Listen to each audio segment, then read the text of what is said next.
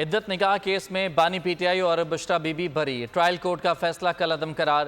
Additional session جج افضل مجوکا نے محفوظ فیصلہ سنایا۔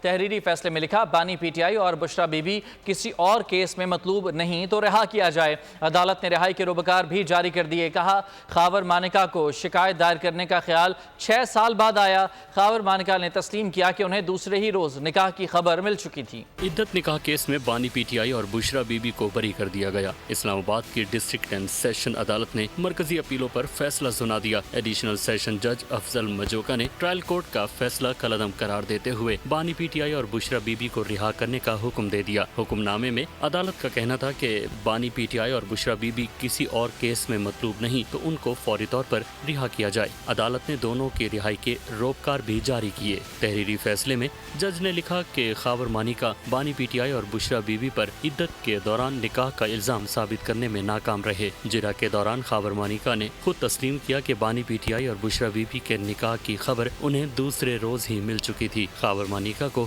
شکایت درج کرنے کا خیال 6 سال بعد آیا۔ عدالت نے کہا کہ میڈیکل بورڈ اور علماء کی رائے سے متعلق دونوں درخواستیں بھی مسترد کی جاتی ہیں۔ خاور مانیکا کے وکیل زاہد آصف اور بانی پی ٹی آئی کے وکیل سلمان اکرم راجہ نے دلائل دیے۔ رواں برس 3 فروری کو اسلام آباد کے سول جج قدرت اللہ نے بانی P T I Imran Khan اور بشرا بی بی کو 7 سال قید اور 5 لاکھ جرمانے کی سزا سنائی تھی۔